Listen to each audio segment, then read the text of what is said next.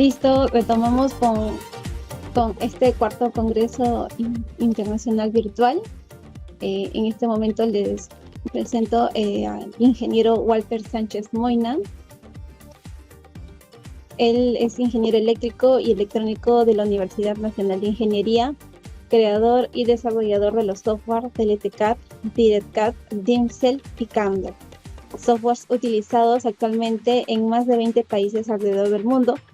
Su trayectoria como innovador de tecnologías de la ingeniería y consultor con más de 20 años de experiencia en desarrollo de proyectos de ingeniería en líneas de transmisión y proyectos de electrificación lo han hecho merecedor de múltiples premios en el sector electrónico y eléctrico a nivel mundial por su aporte en la innovación técnica del Perú y el mundo. Exponente internacional en más de 10 países alrededor del mundo.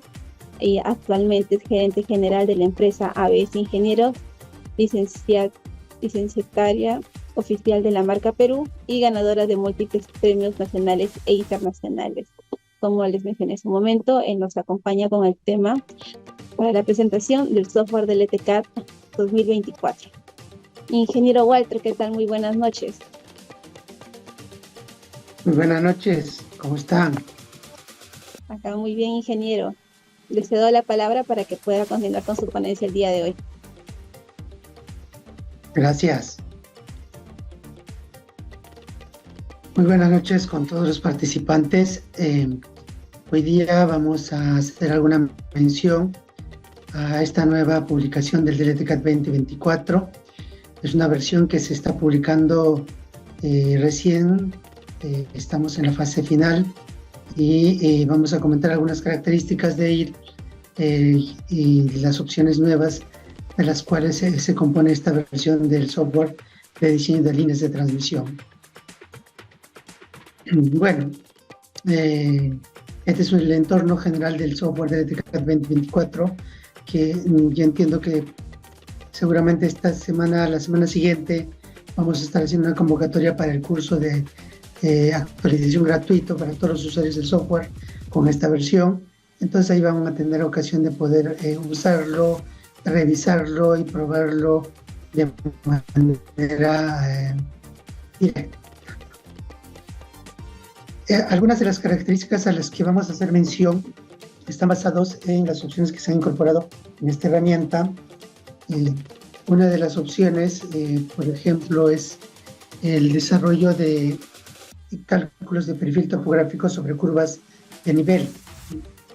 En los criterios generales que se han estado usando antes, o las opciones generales que se han usado en todas las versiones anteriores que utilizaban el sistema de coordenadas X y Z o coordenadas UTM, está basado en el uso de datos topográficos en coordenadas UTM, que podría ser cargado desde archivos Excel o archivos texto, o también podría haber sido recuperado en archivos en coordenadas geográficas, puntos topográficos en coordenadas geográficas, que puede ser obtenido incluso de Google Earth. En esta ocasión lo que se ha elaborado es una herramienta que permite trabajar directamente con curvas de nivel, de manera que podamos obtener el perfil topográfico. Voy a tratar de hacer la presentación un poco interactiva, entonces voy a ir interactuando entre el uso del software y la presentación en PPT. Por ejemplo, lo que les comentaba, voy a cerrar esta opción. Entonces, esta es la ventana del software, entonces vamos a cargar los datos de las curvas de nivel, que básicamente es un archivo de XF, que uno lo puede tener dibujado, puede haber sido generado en AutoCAD o alguna herramienta similar que nos permita obtener curvas de nivel.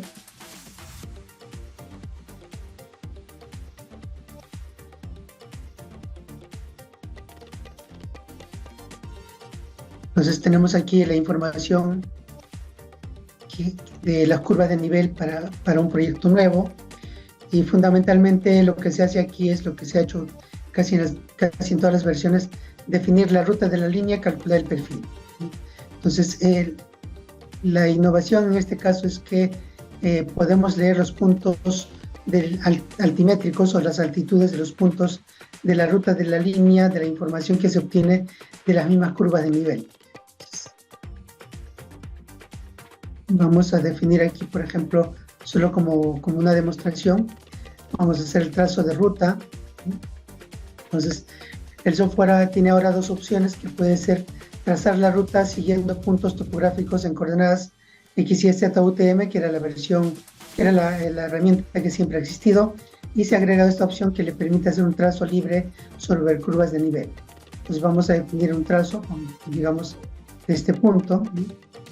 Voy a trazar, estoy trazando una ruta de línea, siguiendo el recorrido de la curva de nivel, bueno, sobre la superficie que tengo aquí como información, que podría ser de esta manera, ¿no? Digamos, hasta aquí, ya está.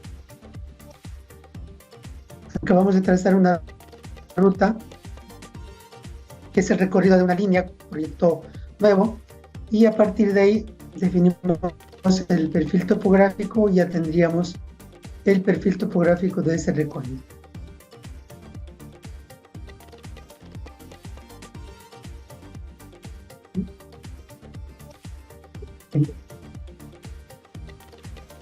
Hemos partido entonces de datos que estaban en planta sobre la curva de nivel. Se ha trazado la ruta, el software reconoce las características de las curvas. De hecho, la información que contiene la curva de niveles, además del recorrido, la altitud que representa cada uno de ellos, y eso es lo que captura el software. Entonces ya tenemos el perfil o la vista altimétrica para desarrollar nuestro proyecto. A partir de aquí, el procedimiento es similar a lo que se hacía con las versiones anteriores, donde se hace la distribución de estructuras, evaluación de la línea y algunas otras opciones que se requiere para hacer un proyecto. Entonces, básicamente aquí se trata de eso, ¿no? De obtener la información a partir de curvas de nivel. Si es que se quiere trazar una ruta nueva o una variante, se puede desarrollar sobre este mismo proyecto. No necesariamente tenemos que mostrar la curva de nivel. A veces por la carga gráfica se puede hacer un poco lento. Entonces, si una vez que tengo el trazo de ruta, yo puedo seguir viendo la ruta clásica y el diseño de la línea.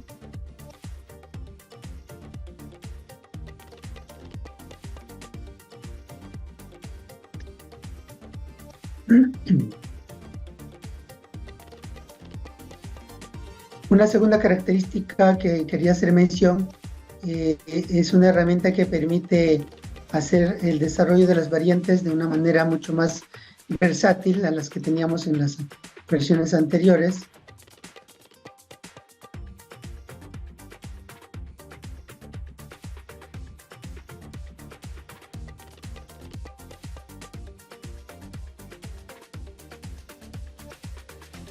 Entonces aquí vamos a hacer una prueba de cómo se hace esta opción.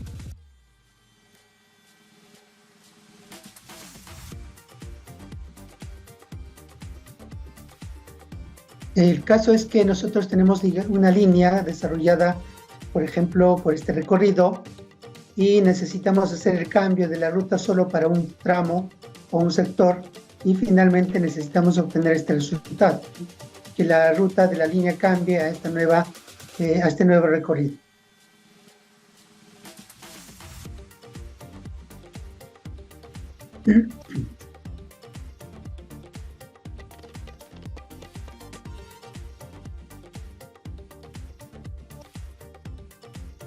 Entonces, este es el caso del ejemplo que estamos comentando. Esta es una línea donde ya hemos desarrollado la distribución de estructuras. Ya tenemos el proyecto hecho. No voy a entrar en detalles de los mensajes y todo, porque eso forma parte del diseño. Aquí voy a resaltar básicamente cómo hacemos el trazo de la variante. Entonces acá tenemos la ruta de la línea actual y queremos que nuestra ruta cambie por este otro recorrido. ¿Okay?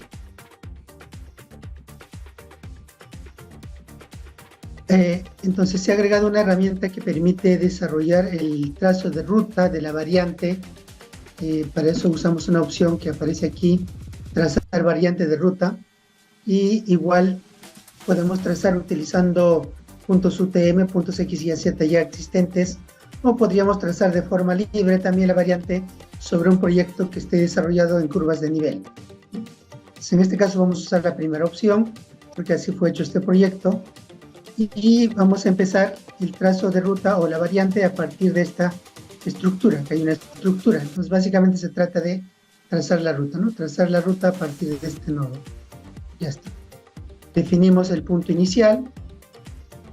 Vamos buscando el cambio de dirección como si fuera una nueva ruta.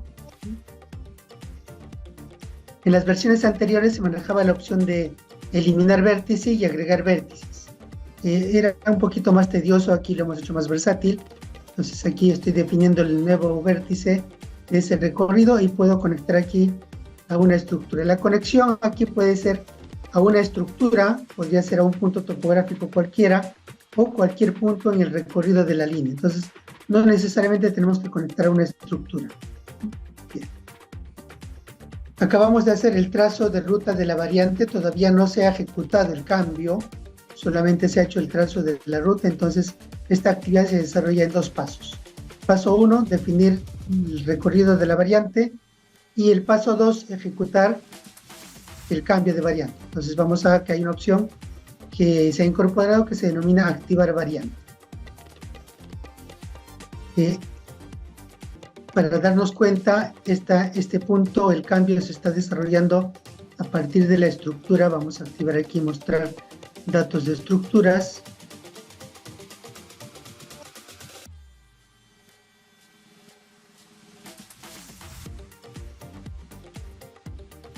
De la estructura 9, T9, y la variante va a terminar de acuerdo a lo que hemos trazado.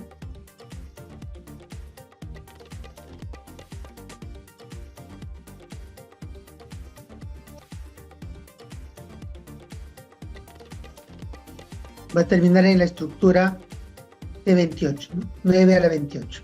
Entonces,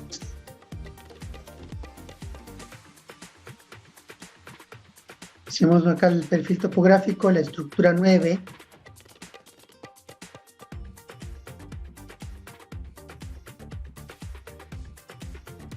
Está aquí de la estructura 9.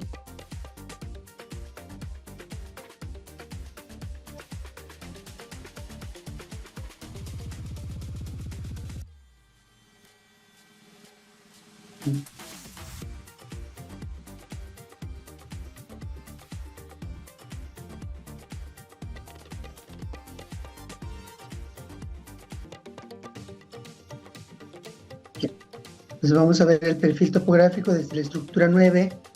Todo este recorrido es el que debe cambiar. Vamos a dejar aquí como vista para ver cómo cambia ese recorrido. Entonces voy a ejecutar la variante. Ya hice el trazo y vamos a ejecutar la variante con una opción que también se ha incorporado que se denomina activar variante. Ya está, se hizo el cambio de variante.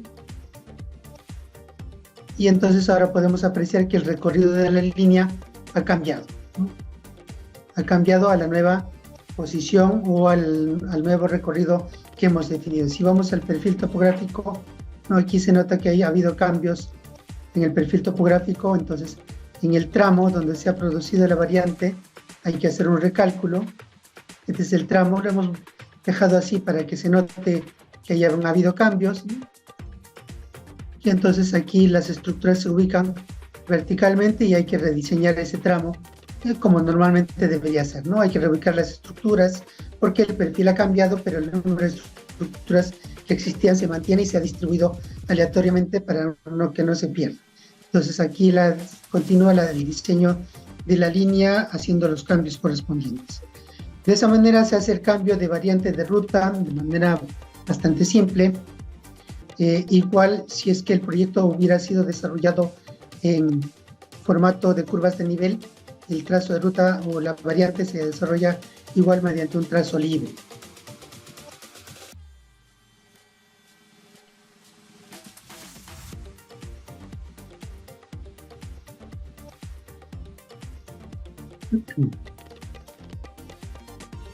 Esta es otra opción que es muy útil también en los proyectos de líneas.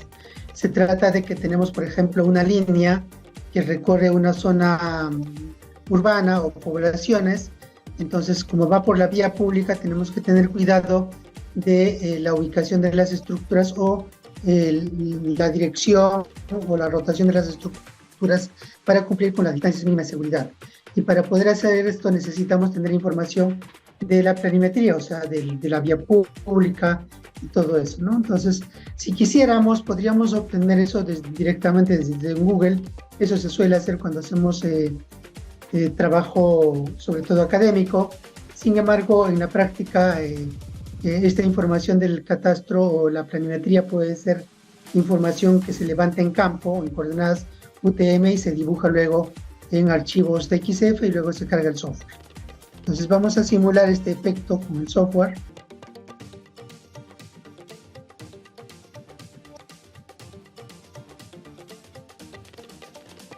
Aquí se trata entonces de una ruta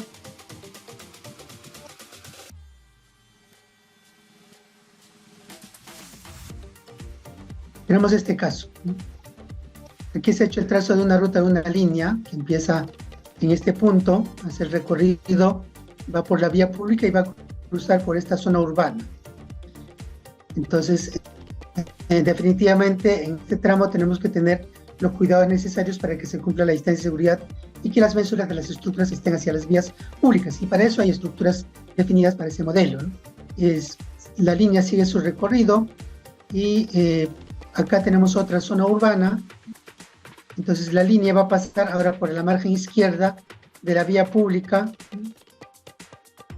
y nuevamente hay que tener cuidado en este tramo. El ejemplo se ha desarrollado aquí.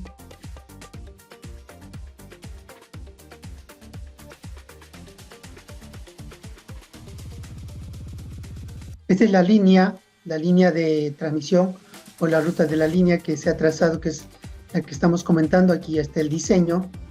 Entonces vamos a hacer el efecto de cómo se hace la carga de la planimetría y cómo se hace la adecuación para que se cumplan las distancias mínimas de seguridad rotando las estructuras en las zonas que sean necesarias.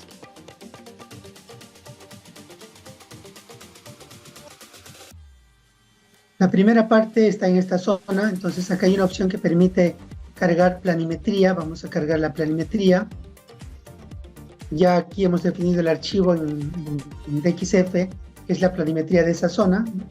Voy a abrir, entonces ya tengo aquí la planimetría de esa zona, o sea, las calles, los detalles de las casas, etcétera, que me van a permitir identificar cómo va el recorrido de la línea. Y aquí podemos notar que las estructuras están en la margen derecha y como son estructuras triangulares, pues los cables están prácticamente sobre las construcciones. Vamos a cargar la segunda parte, la segunda localidad. Cargamos planimetría. A ver, esto está aquí en la parte final, como vimos hace un momento, está aquí en la parte final. Vamos a cargar nuevamente planimetría. El software básicamente va agregando la información. Ya está. Ya hemos cargado la planimetría. Y en este caso el recorrido de la línea ahora está en el margen izquierdo y notamos nuevamente que la estructura, como es triangular, los conductores están muy cerca de las construcciones. Entonces la idea es hacer el cambio de estructuras en estos tramos, ¿no?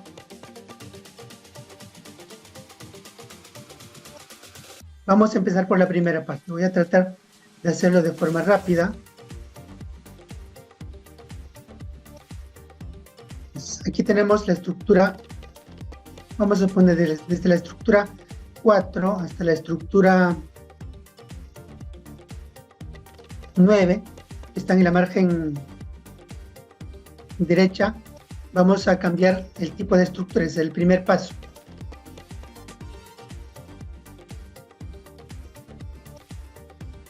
Si tienen consultas, comentarios, por favor, lo van escribiendo por el chat para ir revisarlo luego y hacer el comentario correspondiente si es que es necesario. Bien, entonces, lógicamente aquí tendremos que usar estructuras del tipo adecuado. Pues en nuestro proyecto, acá tenemos estructuras de distintos modelos. Entonces, precisamente estos son los modelos de estructuras, ¿no? Con médula que va hacia la vía pública, que nos permite alejar a los conductores de las construcciones y cumplir la DMS, ¿no? Son modelos, en este caso estoy usando estructuras normalizadas por la DGR para la electrificación rural. Este es otro modelo similar. Tenemos otro modelo de estructuras verticales como este caso. Según la necesidad del proyecto podríamos usar algunos de ellos de manera que alejemos los conductores de las construcciones. De hecho, estos modelos de estructuras lo tienen casi todas las empresas concesionarias que trabajan en zonas urbanas para las redes de media tensión. Entonces vamos a simular eso. Para este ejemplo vamos a utilizar estos dos modelos. El estructura tipo S o SRP y la estructura tipo A1 RP, que es para pequeños ángulos en zonas urbanas. ¿Okay? Entonces, ¿cómo hago el cambio?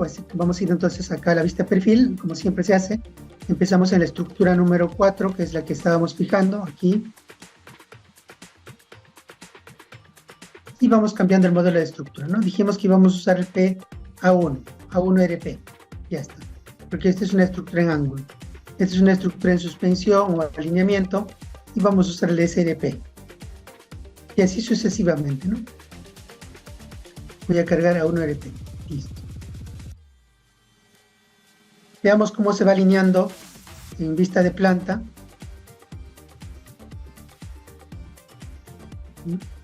Fijémonos, a partir de la estructura 4, en la 5 ya los conductores están hacia la izquierda del eje, ¿no? El eje es esta línea color guinda y los conductores están hacia la vía pública, las tres fases, ¿no? Porque estamos utilizando ménsulas hacia la vía pública, ¿no? Y eso lo podemos comprobar aquí. Ahí está. En este tramo eso está adecuado porque precisamente necesitábamos que los conductores vayan hacia la vía pública. Vamos a ver al otro tramo, la parte final, en este otro tramo, donde la línea ya no va por la margen derecha, sino por la margen izquierda. Pues aquí estamos hablando de las estructuras, vamos a hablar de la 46 hacia adelante, ¿ok? 46, 47, 48. Entonces vamos nuevamente al perfil topográfico, vamos a ubicar las estructuras 46, 47, 48, aquí está. Esta es la 46, entonces voy a cambiar la estructura nuevamente a SRP.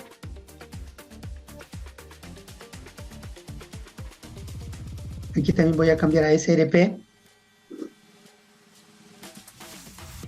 Vamos a poner aquí a 1RP.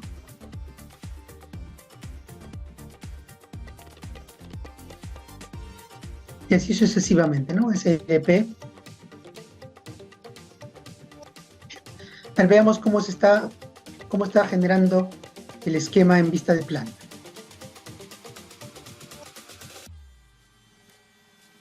esta es la estructura 46.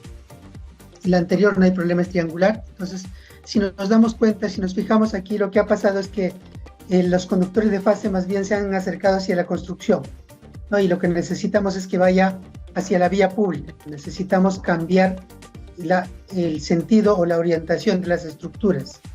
Entonces, en primera instancia, al agregar la estructura, porque como está definido en una sola posición en las bases de datos, tiene una orientación definida y tenemos que cambiar hacia la margen derecha.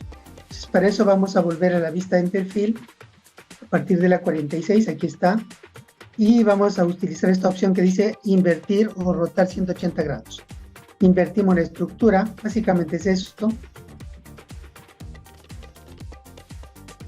Vamos invirtiendo.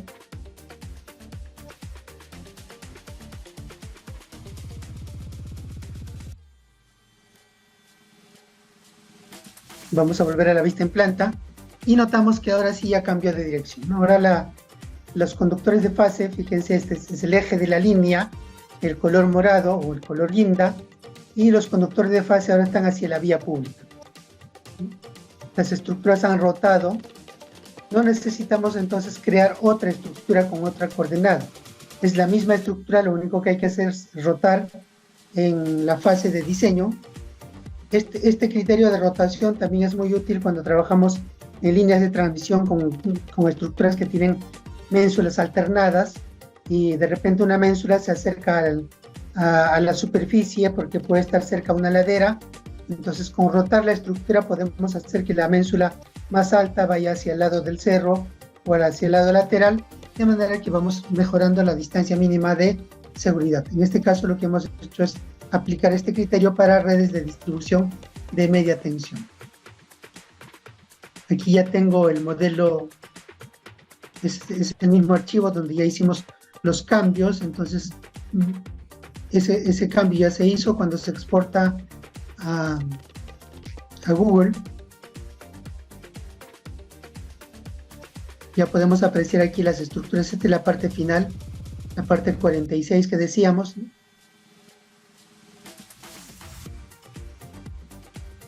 Entonces ahí se puede apreciar la estructura SRP, ¿no?, que tiene la ménsula hacia la vía pública, ¿no?,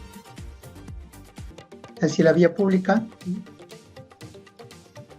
para tener una mejor visión. Entonces ya tenemos la estructura donde la ménsula lo hemos orientado hacia la vía pública. Si vamos a la otra estructura, que es la parte inicial,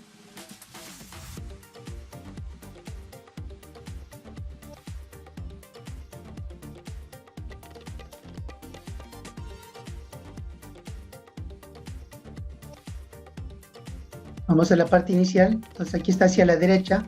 Debemos verificar que en la parte inicial la orientación ha sido en sentido contrario, en esta zona. Entonces aquí la línea va por la margen derecha de la vía pública, por lo tanto las estructuras tienen que orientarse hacia el lado izquierdo, y eso es lo que se ha hecho. Ahí se puede apreciar que la estructura está en la vía pública, pero las ménsulas están orientados hacia la vía pública, ¿no?, para cumplir la distancia mínima de seguridad. Entonces, esta es una de las herramientas que se ha incorporado en esta nueva versión, que nos permite evaluar con mejor detalle y con mayor precisión la ubicación de las estructuras y el cumplimiento de las distancias mínimas de seguridad. Esto vamos a tener, estos casos de hecho vamos a tener mucho en las redes de distribución de media tensión, sobre todo, ¿no?, en zonas urbanas y también en zonas rurales.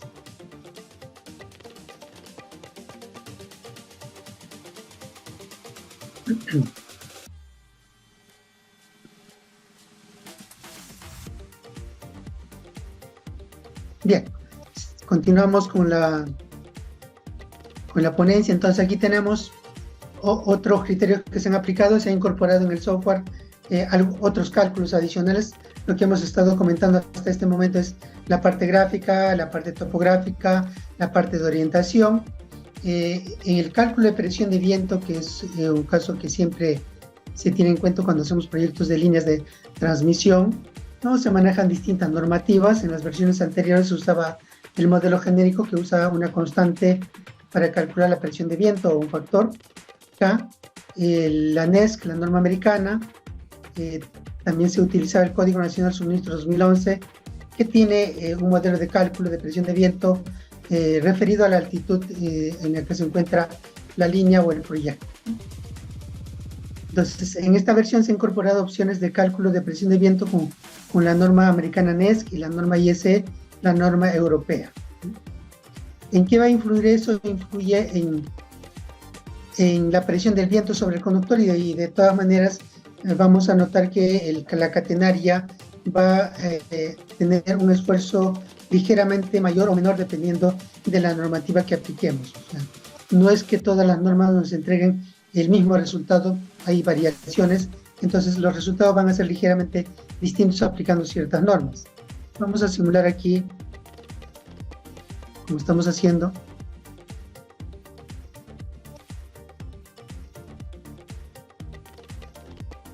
Vamos a ver este proyecto.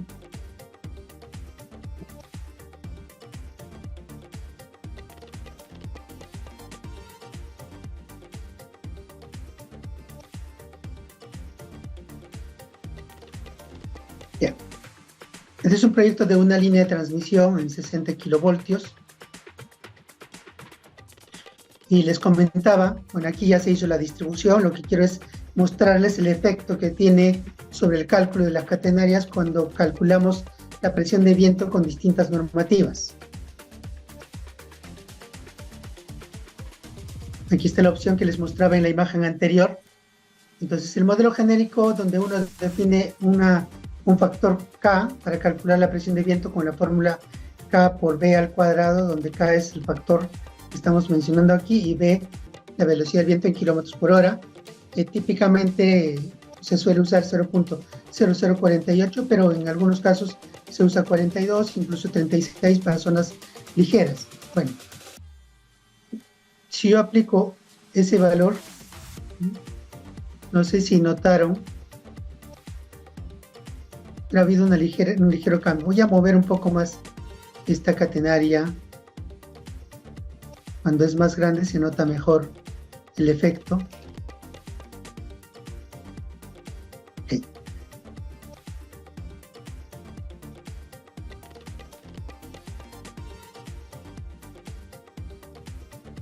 Aplicando la norma americana, NESC,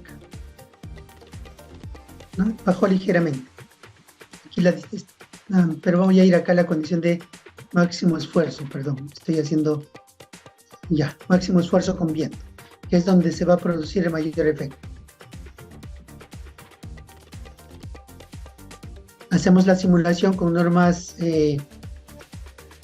modelo genérico, ¿no? Ligeramente arriba el conductor, acá sale 1.05 del suelo, lo he hecho a propósito. Si cambiamos a norma NESC, cae un poco más, está a 0.51 del suelo, ¿no? Para que vean la diferencia de resultados. Si cambiamos a la norma IS, norma europea,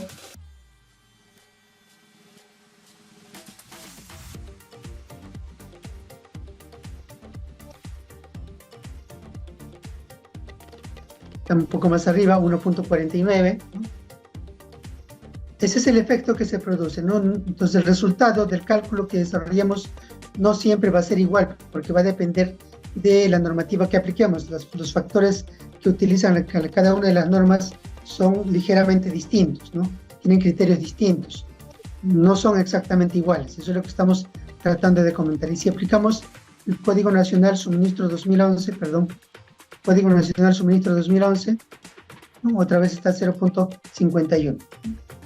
Entonces, ese es el efecto que se tiene en el resultado. Aquí el software recalcula la presión del viento tomando en cuenta la altura de las torres, ¿no?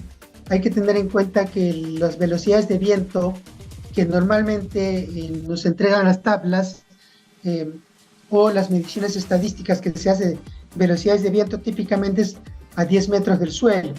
Entonces, cuando trabajamos en líneas de distribución, esa velocidad de viento se aplica para todo el proyecto, pero en línea de transmisión podemos tener torres de 20 metros, 30 metros, 40 metros, entonces hay que hacer la corrección de la velocidad de viento por encima de los 10 metros de altura, ¿no? Para 20 metros o para 30, dependiendo de la altura de la torre. Y precisamente aquí, por ejemplo, comentando de eso, si hablamos de la norma ISE, para el cálculo de presión de viento, por ejemplo, utiliza categorías de suelo, categoría A, categoría B, C y D, ¿no? La norma brasilera utiliza el mismo criterio, ¿no? Pero está en portugués. La norma argentina tiene un criterio similar, solo que en lugar de categoría lo sectoriza como zona de exposición D, C, D, ¿no? Pero en general la norma IS maneja factores en función a categorías. Entonces, las mediciones de viento típicos que utilizan la norma IS están para terreno tipo categoría B y a 10 metros de altura del suelo. Eso es lo que ingresamos cuando nosotros definimos las hipótesis. Entonces, cuando ustedes definen las hipótesis aquí y vienen aquí, velocidad del viento 90 kilómetros por hora, se asume que esos valores corresponden a 10 metros de altura del suelo. Y a partir de ahí el software va a hacer el recálculo y la corrección de velocidad de viento según la altura de la torre o de las estructuras. ¿Sí? Todo ese efecto es lo que estamos apreciando aquí cuando cambiamos la normativa para el cálculo de presión de viento.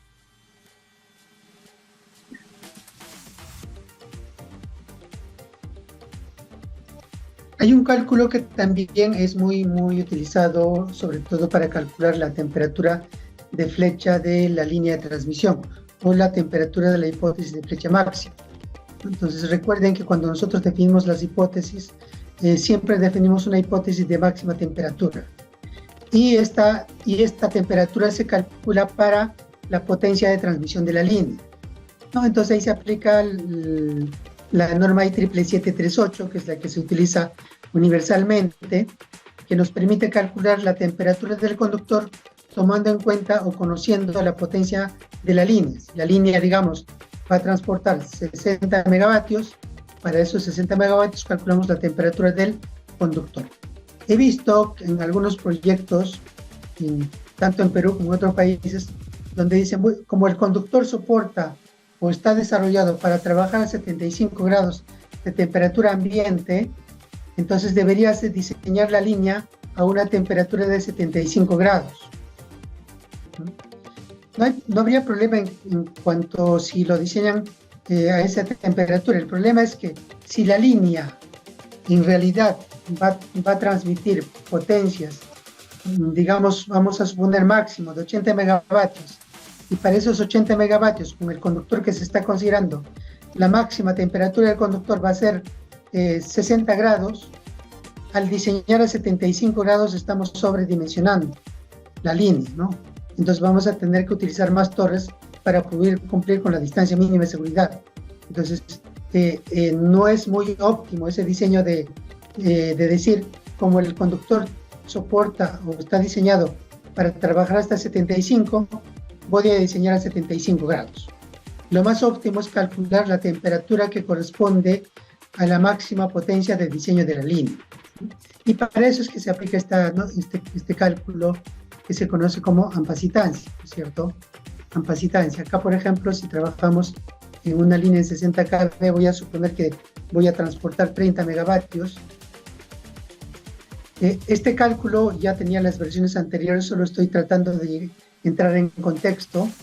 Entonces vamos a definir aquí la velocidad de viento 0,61, ángulo de incidencia del viento 90 grados, temperatura ambiente, vamos a suponer 25 grados, temperatura ambiente de la zona del proyecto, y latitud sur, digamos 15 grados, la latitud sur, o sea, la ubicación del proyecto con respecto a la línea ecuatorial.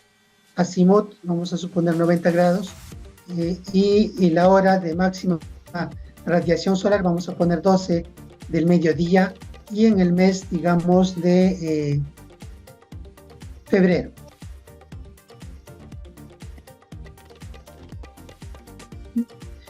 Entonces, según esto, para este conductor no podríamos transportar 30 megavatios a 60 kilovoltios. Vamos a ver el 20. 15.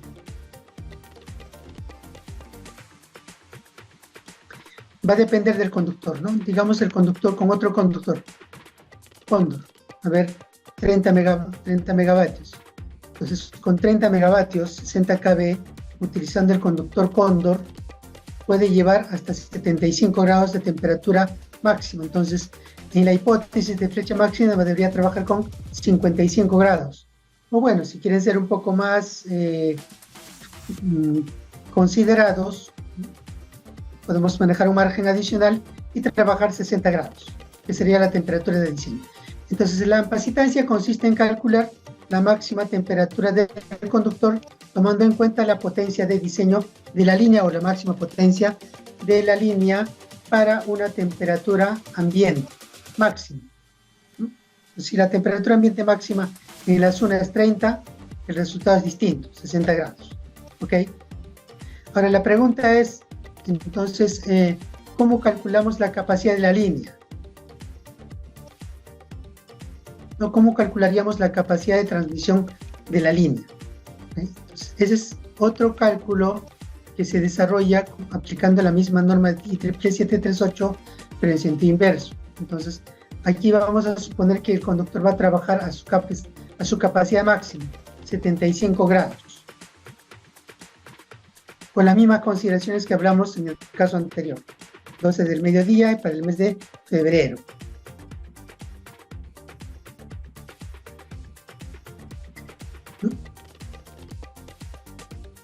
Para una temperatura ambiente de 30 grados, aquí me sale 14 megavatios.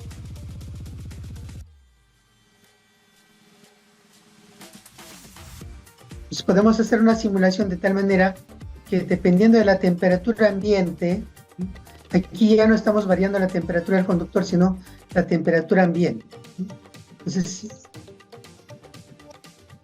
dependiendo de la temperatura ambiente, la capacidad de transmisión de la línea va disminuyendo. Cuanto mayor temperatura ambiente, o sea, mayor temperatura ambiente, menor potencia puede transmitir la línea.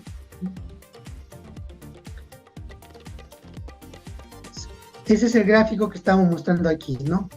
Entonces, este ejemplo que hicimos para el conductor Cóndor, tenemos temperatura ambiente. Para temperatura ambiente de 10 grados, la línea puede transmitir hasta 85 megavatios.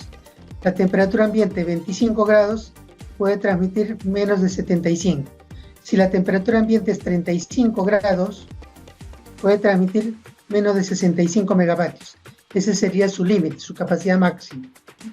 Entonces, esta es una herramienta adicional que se ha incorporado que nos permite calcular la capacidad de transmisión de la línea, ¿no? Y se puede utilizar para muchas otras aplicaciones, ¿no? Para evaluar líneas existentes que se tienen que repotenciar, por ejemplo, y definir en qué límite está trabajando, o cuando tengamos que hacer cambio de conductores, entre otras cosas, ¿no? Entonces, la curva clásica de la capacitancia es esta de aquí, y esta es la curva, que es otra curva, donde tenemos la curva de potencia o capacidad de transmisión de la línea en función a la temperatura ambiente. ¿Por qué hacemos ese análisis de cálculo de la capacidad de transmisión en función de la temperatura ambiente? Porque hay, por ejemplo, líneas que tienen máxima demanda en horas de la noche. Entonces, la línea podría transmitir mayor potencia en horas de la noche y en el día de repente transmite menos potencia. Entonces, incluso podríamos hacer control de transmisión de la línea en función a la capacidad de transmisión, tomando en cuenta las horas de utilización.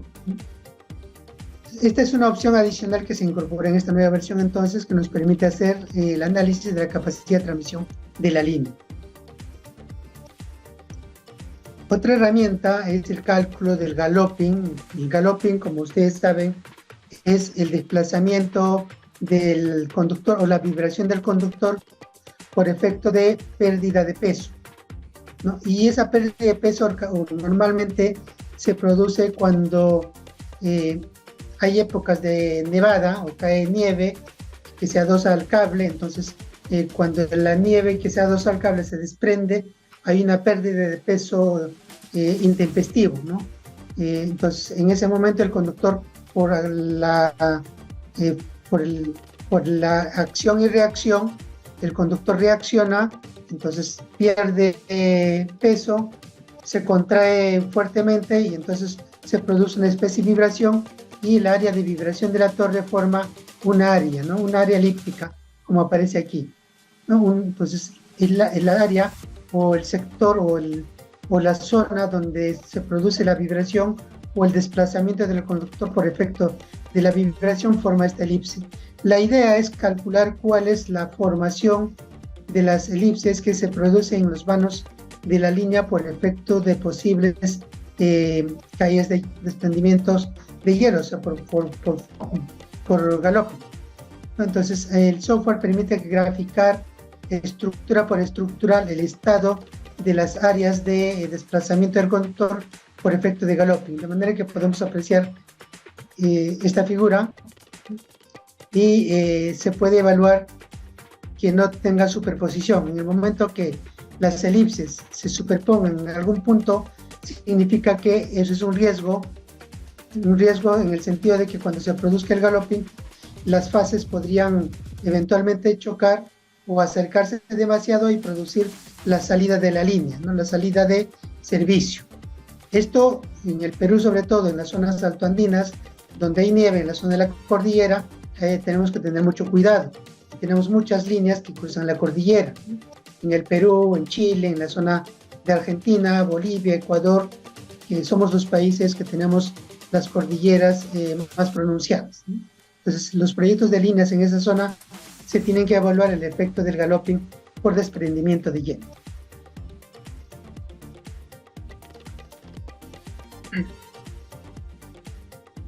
Este es otro efecto que se ha analizado en el Código Nacional Suministro 2011, hay una figura en la sección 219 que habla de servidumbre. Ahí hablan en particular de líneas existentes, pero esto se aplica en general para líneas existentes y líneas nuevas. También el código lo menciona. En la práctica, ¿no? Esta figura que vemos ahí, voy a ampliar un poquito para que puedan verlo. Esta es la figura que aparece. Entonces, esta es la línea de transmisión, este es el conductor proyectado en condición de reposo, pero el código y también la norma americana NES dicen que el análisis de la servidumbre o la distancia mínima de seguridad que debe cumplir la línea para definir su área de servidumbre se debe desarrollar cuando hay desplazamiento del conductor por efecto del viento. Entonces, el conductor se puede desplazar según esta figura y la servidumbre debería cubrir toda esa área de desplazamiento tomando en cuenta la distancia mínima de seguridad, ¿no? Este es el desplazamiento del conductor y hay una margen que se llama DH, que es la distancia de seguridad.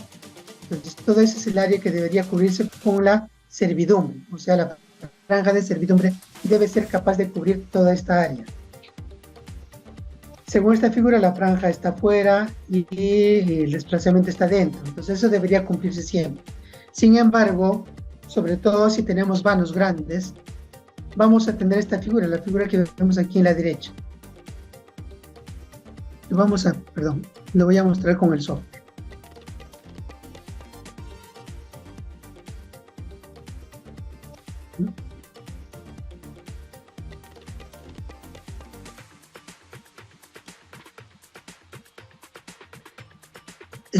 Vamos a trabajar con la hipótesis de viento y entonces vamos aquí a la opción que dice proyección de servidumbre.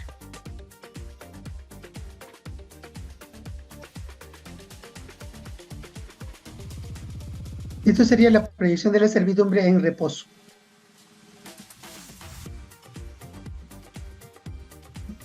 Tenemos la línea verde es la proyección del conductor, la línea roja es el desplazamiento del conductor, o mejor dicho, la distancia mínima de seguridad, entonces la servidumbre debe cubrir todo este espacio.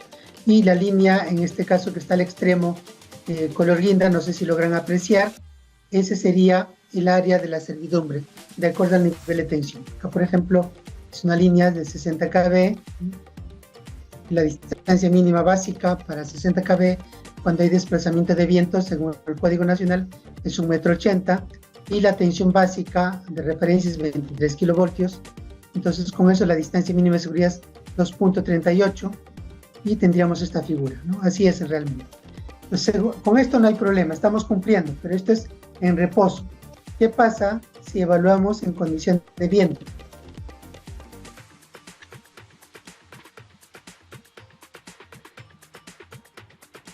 En condición de viento va a pasar esto. El conductor se desplaza, aquí se ha simulado desplazamiento en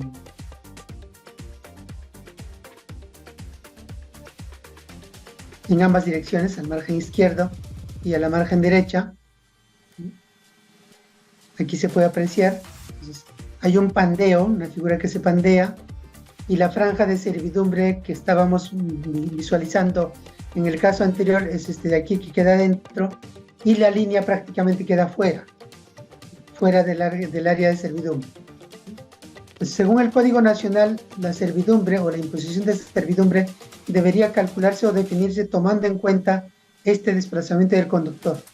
En la práctica hasta ahora no se desarrolla. Yo sé que en otros países sí se exige esto, por ejemplo en Chile, pero en el Perú se sigue trabajando como si fuera en reposo, a pesar de que el Código Nacional Suministro 2011 dice claramente que la servidumbre debe calcularse considerando el desplazamiento del conductor por efecto del viento. Bueno, entonces en esta versión ya tenemos esta herramienta que nos permite hacer esa simulación y calcular el área de servidumbre, e incluso podríamos generar un reporte y determinar cuál sería el margen de cumplimiento, ¿no?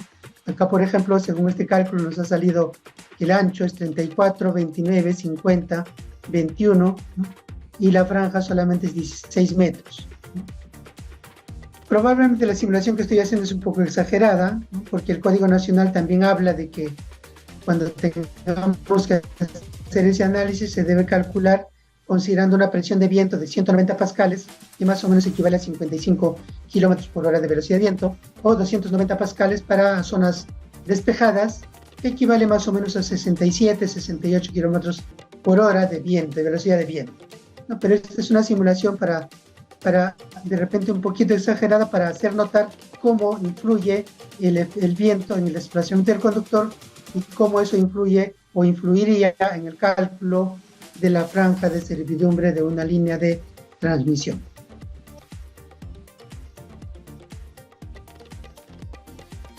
Y aquí tenemos otro caso que también es bastante útil. Aquí estamos simulando el caso de transposición de conductores, sobre todo esto se aplica en líneas de transmisión de potencia. Aquí he hecho un gráfico didáctico para entenderlo. Entonces acá tenemos una estructura en configuración horizontal o flat, otra estructura en configuración flat, y vamos a colocar una estructura intermedia solo para efectos de hacer una transposición con una estructura intermedia. Se puede hacer de otra forma también, de hecho se suelen diseñar estructuras de transposición, pero aquí lo vamos a hacer con una estructura intermedia, ¿no? Entonces aquí tenemos la secuencia de las conexiones en la codificación de la geometría de estructuras en las bases de datos del software. Se maneja la numeración de izquierda a derecha, 1, 2, 3, y en el caso de estructuras triangulares, de izquierda a derecha y de abajo hacia arriba. Entonces vamos a tener 1, 2, 3. Esa es la numeración en las bases de datos de las geometrías. Entonces aquí la idea es que el conductor que estaba en el lado izquierdo, en la posición 1, al final pase al lado 3. El conductor que estaba en la parte central va a pasar al lado izquierdo, y el que estaba en la parte derecha, en el punto 3, va a terminar en la parte central, ¿no? Con eso logramos la transposición. ¿Cómo se hace esto en el software? Esto no tenía las versiones anteriores, lo indico nuevamente. Bueno, aquí se trató de graficar la transposición en 3D. No sé si se nota muy bien, pero vamos a hacerlo mejor aquí en el software.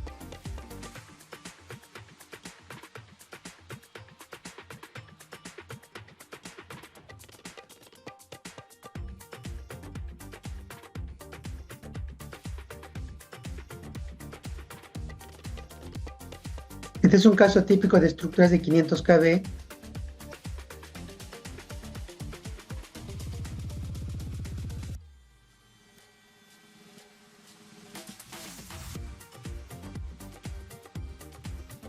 Y aquí es donde vamos a aplicar la transposición. Entonces, esta es la estructura en configuración horizontal, esta es la estructura en configuración horizontal y esta es la estructura en configuración triangular, que la vamos a interpolar en la mitad para hacer el cambio de configuración de estructuras. Entonces, el cambio se hace con la opción editar catenaria. Aquí se ha incorporado una opción que permite hacer esto.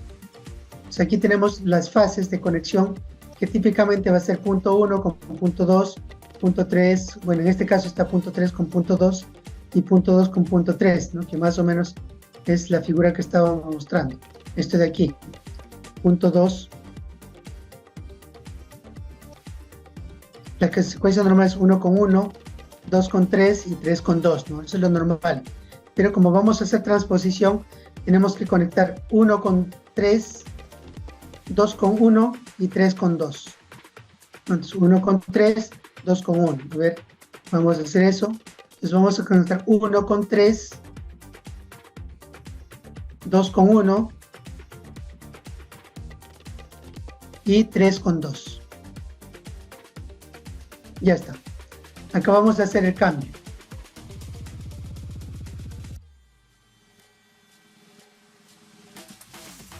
Luego vamos a ver en vista de planta cómo se hizo el cambio aquí.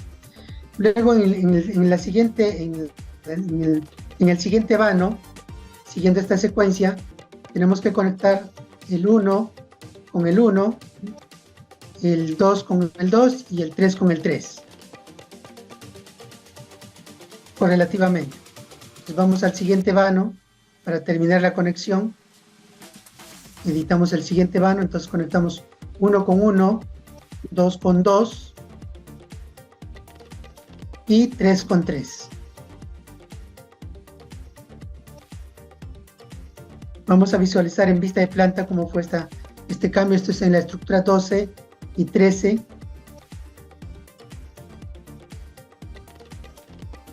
Aquí está, esta es la estructura 12. Aquí noten que la fase que estaba en el centro empieza a desplazarse hacia el lado derecho y termina en el lado derecho. La fase que estaba en el lado izquierdo pasa al centro y luego termina en el lado derecho, ¿verdad? Yo me estoy confundiendo gráficamente. Entonces, aquí estaba en el lado derecho, pasa al centro y termina en el lado izquierdo. De esa manera ya se hizo la transposición de las fases de los conductores de la línea de transmisión. Este es un caso típico de una línea de 500 kilovoltios, ¿no? Aquí no se aprecia mucho por el tema del 3D, pero aquí podríamos apreciar. Vamos a tratar de verlo. Estamos más o menos en este punto, ¿no? Esta es la torre intermedia. Esta es la torre horizontal.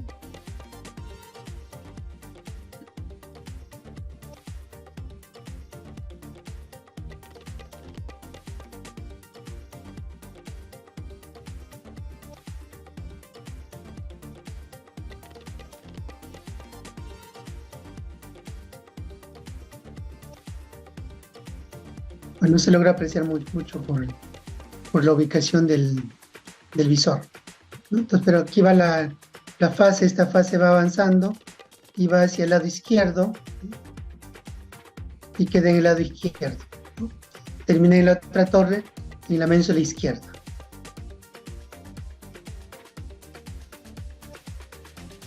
Lo mismo, esto que estaba en el margen derecho va avanzando y va a terminar en el centro.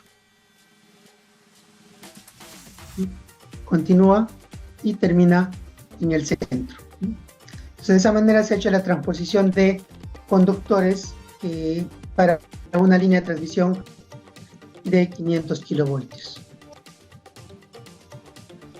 Bien, esas son algunas de las características principales o resaltantes que incorpora esta nueva versión 2024 del DLTCAD, y quería comentarles eso. Seguramente, como les dije al principio, vamos a convocar en la próxima semana para un curso de presentación libre para todos los usuarios del software, para poder mostrarles y que ustedes puedan probar también directamente esta nueva herramienta. Si tuvieran alguna pregunta, por favor, yo quedo a vuestra disposición. Sí, ingeniero, justo hay una consulta que dice, ¿cómo actualizaremos el DLTCAD 21 al 24 y los manuales de usuarios tendrán algún costo de actualización, algún costo en la actualización para los usuarios que ya tienen llave? Es una pregunta que ha surgido. No, los manuales de usuarios son de libre uso, no tienen costo. Las actualizaciones eso lo ve el área comercial. Hay usuarios que tienen el mantenimiento activo, se les va a actualizar sin costo, los que tienen el mantenimiento activo seguramente, y los que tienen licencias de tiempos anteriores, hay una actualización a un costo bastante reducido. Todo eso la parte comercial seguramente les va a enviar la siguiente semana, eso a través de la licenciada Jenny Espejo. Muchísimas gracias a todos por su paciencia. Creo que me pasé un poco el tiempo. En todo caso, les agradezco la presencia y nos estamos viendo en una próxima oportunidad. Hasta pronto.